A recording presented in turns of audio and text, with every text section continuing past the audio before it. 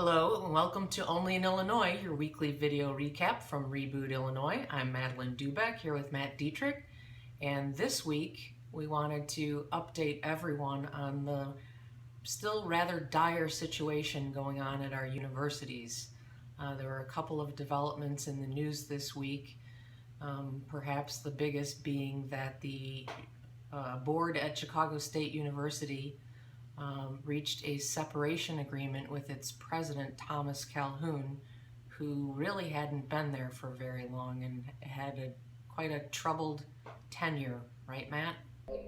Yeah, Thomas Calhoun was there for 9 months, and he came in at a time when that was a year when higher education in Illinois received no money from the start of the fiscal year on July 1st until April, when there was an emergency appropriation of $600 million.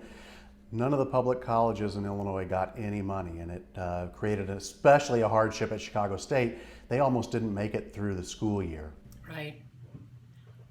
And the other news this week or recently was, as you've pointed out, none of these schools have gotten money, and there was a real message sent through this crisis this past year with the state budget, because enrollments are way, way down at many of our regional state universities, right, Matt?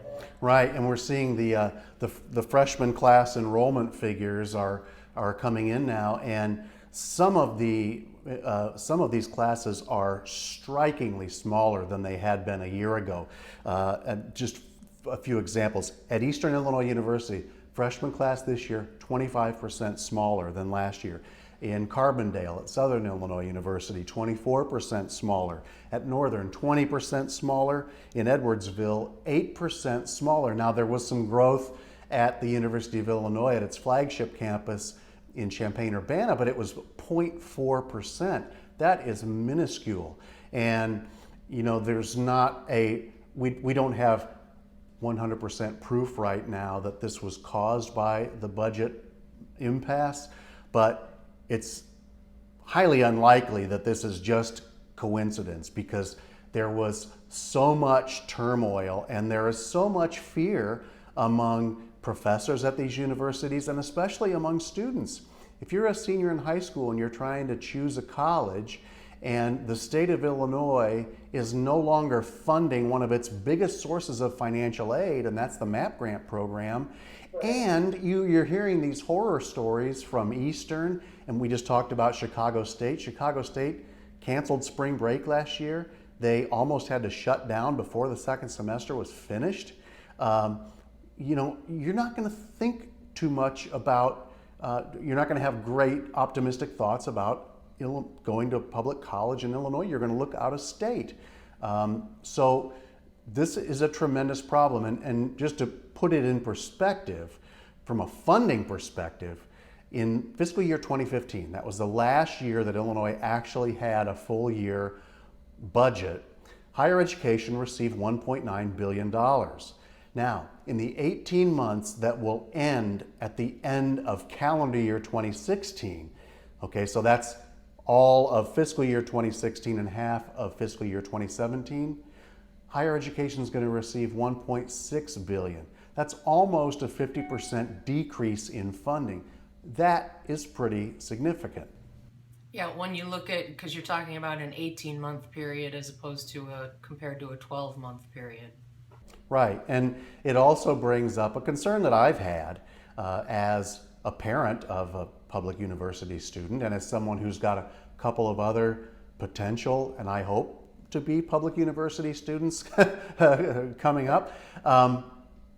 You have to be concerned about what is the long-term effect of all this when we are broadcasting to the country that our higher education system is in chaos. We're not funding it. We're not giving kids financial aid.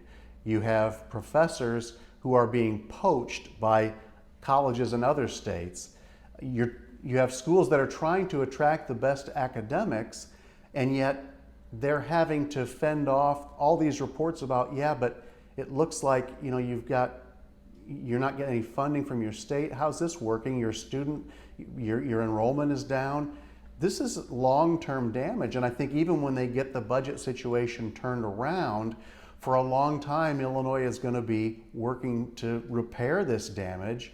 And I don't know what the residual effect is. I don't know how long it takes to undo that once you finally do arrive at a state budget. And keep in mind too that the first budget that Bruce Rauner ever proposed, and that would have been the fiscal year 16 budget, which would have gone into effect in the summer of 2015, it proposed a 30% cut for higher education. They were already screaming about that, and now we've seen, now that looks ideal. Well, so you're really talking about even when there is a budget, and some people might question whether there will ever be a budget anytime soon, the damage is already done for an entire generation of our young people in the state who you would hope would be the future of the state. Well, and I hope it doesn't. Damaging those students, you're also damaging the adults who have built up livelihoods around these college campuses, and the communities around these college campuses are the university is the economic engine in those communities. So you've got adults who are landlords for students and who run bars and fast food restaurants that students like to frequent.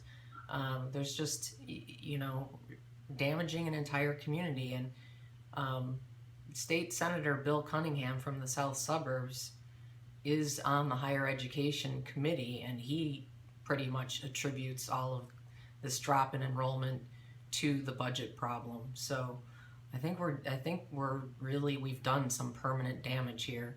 We can certainly build it back up if we do get together and get a budget done, but some of this is not gonna come back. I mean, you've already got professors who have left for other universities.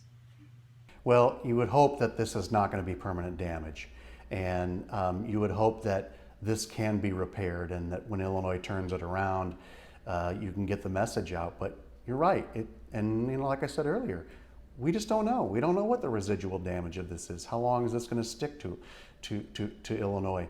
Now, one thing to bring up too is that Governor Rauner had been very critical of Chicago State. Chicago State's in the news this week, and the university system in general, for very generous administrative salaries.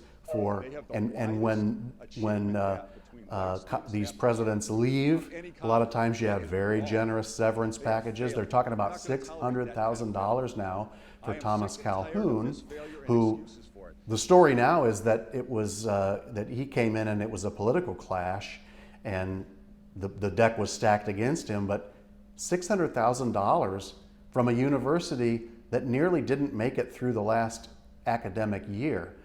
Yeah, where's that money coming from?